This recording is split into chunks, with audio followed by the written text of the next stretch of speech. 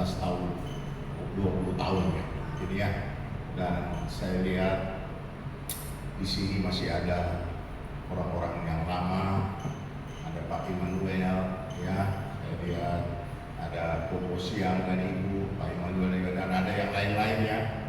Saya tidak bisa sebut namanya, tapi ada sukacita hari ini, ada sukacita hari ini, amin.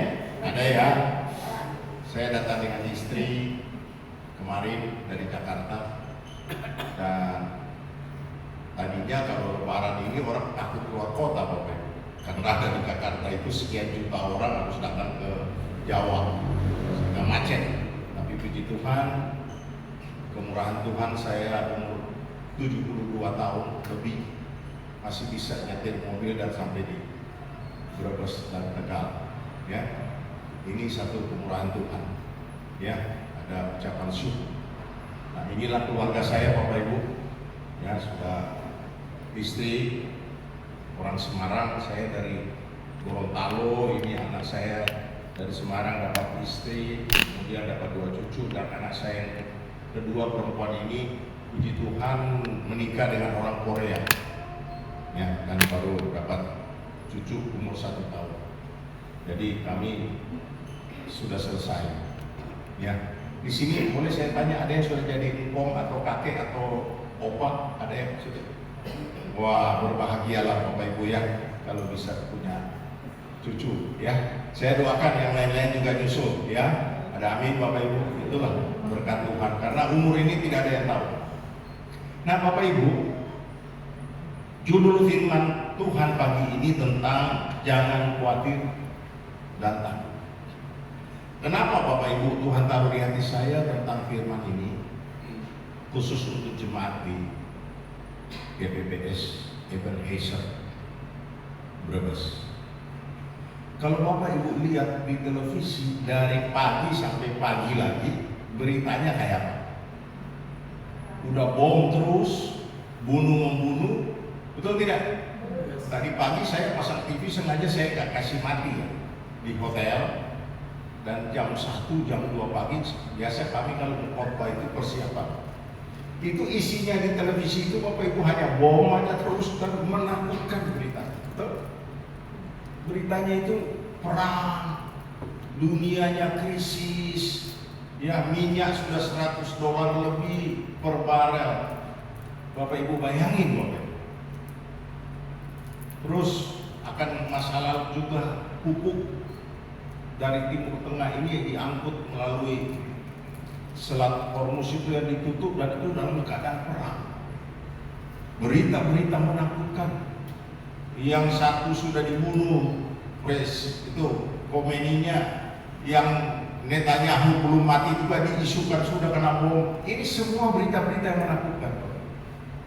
Dan kemarin dulu Presiden kita juga sudah siap-siap.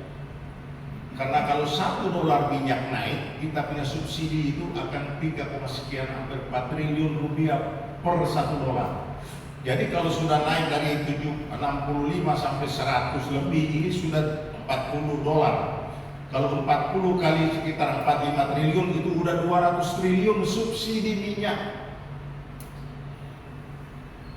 yang dipakai di rakyat Indonesia. Sedangkan sudah mau masuk lebaran, nggak dikasih naik Bapak Ibu. Sehingga kalau nggak dikasih naik berarti nanti kita punya uang tekor. Tekornya dari mana? Harus utang lagi. Ada yang bilang MBG makan bergizi gratis dikurangin aja dulu, nanti anak-anak sekolah juga marah. Jadi serba sulit Bapak Ibu ya. Kalau kita kasih naik bensin nanti demo. Jadi inilah situasi sekarang Bapak Ibu, menakutkan dan tidak ada jelas kapan akan selesai. Gitu. Perangnya bukan makin menurun, makin hari makin hebat. Jadi kalau saya lihat televisi, wah udah saya matiin aja deh, daripada waduh isinya bom terus, kan jadi takut. Ya, inilah situasi sekarang. Dan di Indonesia ini Bapak Ibu tidak baik-baik saja. Ya, ekonominya kita ini boleh dikatakan semu. Pedagang-pedagang Bapak Ibu, saya masih ada, istri saya masih buka usaha, anak-anak. Itu susah semua. Kalau Bapak Ibu pergi ke Jakarta dulu, yang pergi ke itu Mangga 2, itu semua rame di sana. Orang beli baju, oleh-oleh. Kalau mau beli handphone pergi di Roximas, mau beli baju-baju pergi ke Tanah Abang. Itu terkenal Bapak Ibu. Tapi hari-hari ini Bapak Ibu sepi. Kenapa? Mall-mall besar kayak Transmart, saya rasa yang di sini sebentar lagi juga tutup, yang ada di Tegal, itu juga sepi. Tanda-tandanya sudah ada. Kenapa Bapak Ibu? Orang sekarang belanja online. Beli sapu cuci, beli odol, beli beras, beli apa semua online. Pakai gratis ongkos kirim. Coba lihat Bapak, inilah semua situasi. Dan itu berdampak bagi kita semua, tidak ada yang terlewat. Inilah situasi sekarang. Saya tidak takut-takut tapi ini yang kenyataannya. Pedagang-pedagang juga pada semua teriak. Kenapa? Untungnya makin menipis Om, banyak saingan. Betul, ini semua kenyataan. Gereja pun sama. Ya kalau jemaatnya penghasilannya kurang, ya otomatis pendetanya juga Pak Denis harus siap-siap ikat pinggang juga sama. Betul tidak Bapak Ibu? Inilah kehidupan, inilah kenyataannya. Tapi orang percaya, kita yang percaya Yesus, ada firman pagi ini untuk kita semua. Nah, next slide Ibu, tambah satu. Di Matius 6 ayat 31 sampai 34 saya bacakan pelan-pelan Bapak Ibu. Ini firman Tuhan untuk kita. Orang percaya yang sampai hari ini percaya kepada Tuhan kita. Dan firman itu ya dan amin. Yang percaya katakan amin. Firman itu ya dan amin. Tuhan tidak pernah berjanji yang tidak dia tepati. Matius 6 ayat 31 sampai 34 bunyi firman Tuhan seperti ini. Sebab itu janganlah kamu khawatir. Oke? Khawatir itu rasanya masa depan susah, ya akan terjadi sesuatu yang jelek-jelek. Itulah yang khawatir. Kemudian dan berkata, apakah yang akan kami makan? Mau makan apa kita besok? Dan apakah yang akan kami minum? Dan apakah yang akan kami pakai? Inilah dasar daripada manusia Bapak Ibu. Makan, minum, pakai. Makan, minum, pakai. MMP, bukan MDG. Kan di Indonesia banyak singkatannya. Makan bergizi gratis, tapi ini Tuhan berfirman, apa yang kamu makan, apa yang akan kamu minum, dan apa yang kamu pakai. Ini dasar orang kaya, orang miskin, semua pakai ini. Mau makan enak, makan tidak enak, tempe, mau daging, semua makan. Betul? Minum juga, mau Coca-Cola, mau minum apa, mau minum air, semua minum itu dasar. Dan pakai. Mau pakai jas yang 10 juta, mau pakai yang 50.000 sama. Ini kebutuhan manusia. Dasarnya makan, minum, pakai. Kemudian ayat selanjutnya ke-32, ini firman Tuhan. Semua itu dicari bangsa-bangsa, termasuk bangsa yang tidak mengenal Allah. Semua orang butuh ini. Butuh makan, butuh minum, butuh pakai. Di Indonesia Bapak Ibu sebenarnya ini surga. Kenapa? Kita hanya 2 musim. Hanya musim panas dan musim hujan. Sehingga sawah itu bisa 3 kali panen. Bawang bisa tanam 2-3 kali. Sampai Kus Plus mengatakan lempar kayu jadi tanaman. Betul? Kolam susu. Inilah memang Bapak Ibu di Indonesia. Coba kalau Bapak Ibu ke negara 4 musim, hanya tanam 1 tahun 1 kali. Musim salju itu tidak bisa berbuat apa. Itu bedanya. Kita udah luar biasa Bapak Ibu. Kalau saya keliling dari Jakarta ke sini, itu sawah-sawah hijau semua. Makanya tahun ini Indonesia sudah swasembada beras. Tahun ini sudah gak impor. Seharusnya kita ekspor. Karena 1 tahun bisa 3 kali tanam. Oke? Kemudian ayat 32, akan Bapakmu yang di surga tahu. Ini yang penting. Di dalam firman Tuhan, ini kata-kata Bapak Ibu harus ingat baik-baik. Ini yang sangat penting. Bapa kita yang di surga tahu. Bahkan kamu memerlukannya semua itu. Yang kita butuhkan tadi itu makan, minum, pakai itu Bapak di surga sudah tahu. Makanya disebut jangan khawatir. Jadi kebutuhan kita itu Bapak di surga sudah tahu. Ngapain minta lagi? Gak perlu. Sebenarnya dia bilang dia udah tahu. Cuma kitanya yang iman kita kadang-kadang goyah. Mendengar berita ini, melihat berita itu segala, wah ini bagaimana ya? Nanti sebentar lagi anak sekolah, dan ini ada wacana Bapak, ada wacananya. Terutama pegawai negeri, anggota DPR dan lain-lain.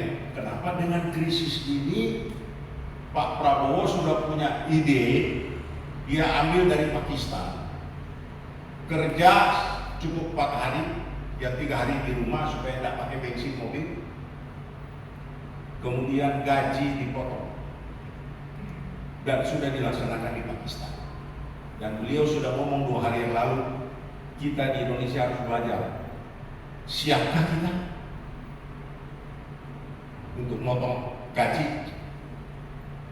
Itu wacana sudah, terutama khusus pegawai negeri, pensiunan, dan anggota DPR. Kalau swasta nggak mungkin potong gajinya kan, kalau pemerintah punya hak untuk potong, tapi disuruh kalau bisa kerja 3 hari aja supaya tidak usah naik mobil, bisa hemat bahan bakar. Kalau di negara tidak disubsidi minyak, otomatis kalau minyak naik $1 langsung naik ya. Satu contoh, saya kemarin pakai Pertamax. Pertamax itu tidak disubsidi Bapak Ibu. Yang disubsidi adalah Pertalite dan solar.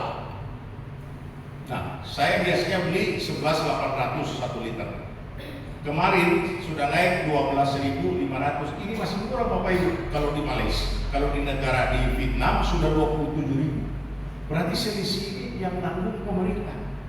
Pemerintah dari mana? Dari pajak kita. Ini harusnya bensin kita di sini ini sudah 25.000 1 liter. Kalau dengan uang dolar sekarang itu minyak, tapi masih tetap 12.500, apalagi Pertalite masih 10.000, solar masih 7.000, gas belum naik, seharusnya naik semua. Nah inilah problemnya. Ini kenyataan, fakta.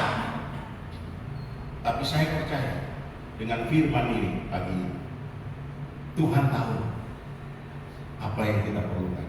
Coba katakan kiri kanan, Tuhan tahu.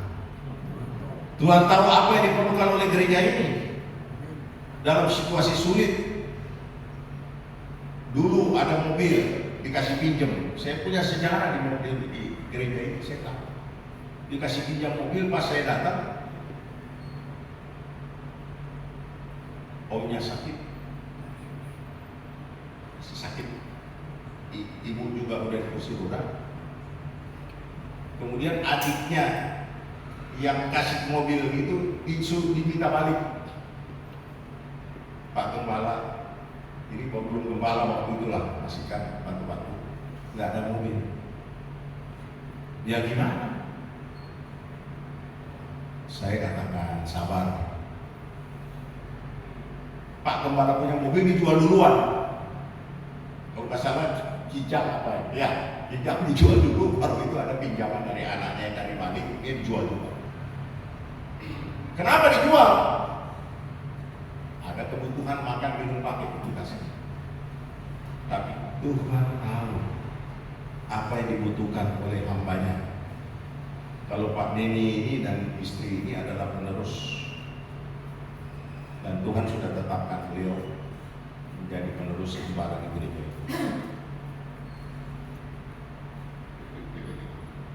Ketika saya datang 2 tahun lalu, apa ya saya lupa, sama Koko siang sama ibu makan siang di satu restoran, diajak saya di dekat Tegawa, dekat laut. Saya katakan ke pastor, ada rencana gereja mau beli mobil, ya waktu itu dikumpul-kumpul uang Wih, mana ada yang 20 juta ya. Tapi saya katakan ya kalau mau beli aja yang guling, yang murah tapi bagus, bisa muat orang banyak seperti ini. Udah, itulah yang Tuhan taruh saya. Ya puji Tuhan. Kemarin saya telepon ketika saya mau datang. Beliau bersaksi, Om saya mau bersaksi, Om ya silakan. Om, waduh, saya sudah dapat mobil wuling, apa yang Om katakan? Hah?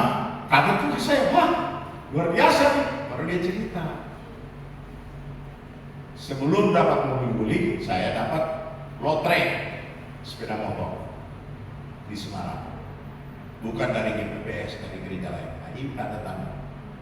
Kemudian bulan Januari, puji Tuhan Om sudah dapat mobil wuling tadi Semarang, walaupun bekas tapi seperti Om katakan mobil itu, dan sekarang saya sudah pakai. Ya haleluya. Tuhan tahu apa yang kamu butuh. Kita pun sama. Semua jemaat yang hadir di sini, apapun kebutuhan Bapak Ibu, Tuhan tahu. Tapi kita khawatir, dan orang khawatir itu normal. Orang kalau sudah tidak khawatir, sudah tidak takut, justru kan normal. Bapak Ibu nangkep maksud saya? Orang kalau sudah tidak takut dan tidak khawatir, itu sudah normal orang itu.